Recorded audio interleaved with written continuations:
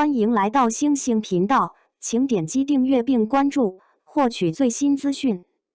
田曦薇蓝色芭蕾风造型惊艳出圈，甜妹天花板这次到底有多绝？田曦薇这组芭蕾风造型最有意思的地方，不在于好看本身，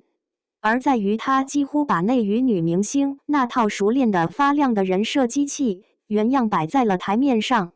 雾霾蓝挂脖上衣，白色蓬蓬纱裙，猫耳边发，再加上那种很容易被一眼认成迪士尼是小公主的整体指向，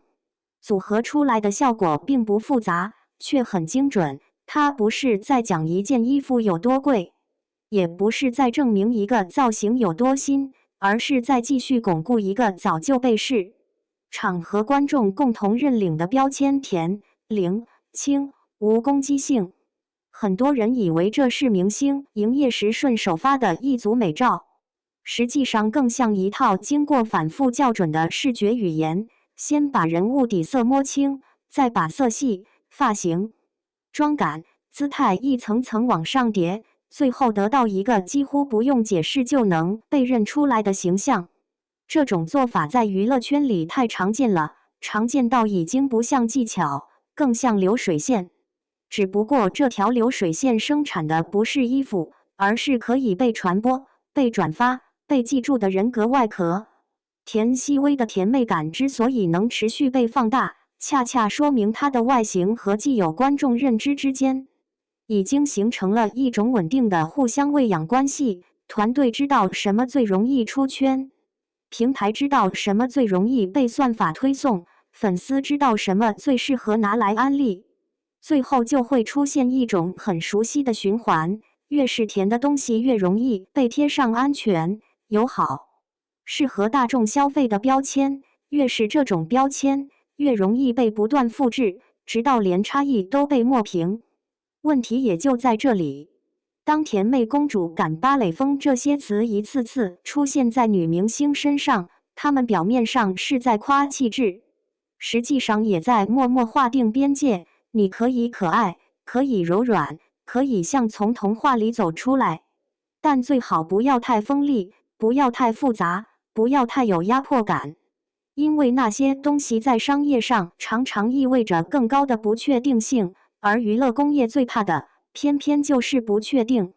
这也是为什么像迪士尼跑出来的芭蕾小公主这种描述总能跑得很快，它不靠解释，靠的是熟悉感。观众一眼就知道该把它放进哪个格子里，品牌也一眼就能看出这套气质能不能接少女线、美妆线、轻奢线，甚至连评论区里那些重复出现的元气灵动、甜度超标，都像是提前写好的通关口令。大家用同一套词，就能把一个人的形象迅速推成一种公共共识。可越是这样，越会暴露出一个有点尴尬的现实，内娱对女性明星的想象还是太依赖年轻、无害、好亲近这一套了。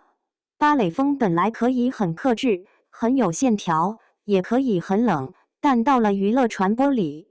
它往往被重新翻译成更容易被接受的版本，更软一点，更甜一点，更像被喜欢的样子一点。猫耳边发也是同理，它本来只是一个造型细节，落到传播里却成了幼态化的信号，像是在提醒所有人，这位演员最稳妥的路线，仍然是让自己保持轻盈，保持讨喜，保持可被迅速消费。但演员这件事，最怕的往往不是不好，而是大家只剩下好看这一种讨论方式。如果一位艺人的传播长期围着造型打转，作品的存在感就很容易被挤到边上。今天大家夸的是裙摆，明天夸的是发型，后天夸的是氛围，等热闹散掉，真正能留下来的还是角色、表演和作品本身，而这恰恰是最现实的一层分水岭。造型能让人立刻记住你，作品才能决定别人会不会一直记住你。田曦薇这组照片之所以能引发讨论，不只是因为它适合甜妹，更因为它精准踩中了当下娱乐工业最熟悉的那条路，用最省力的审美换最快速的传播，用最安全的气质，换最稳定的商业回报。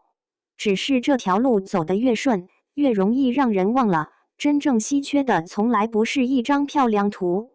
而是那个不太容易被模板套住，也不太容易被定义住的人。你觉得现在的女明星是真的在做自己，还是在被市场一点点修成最好卖的样子？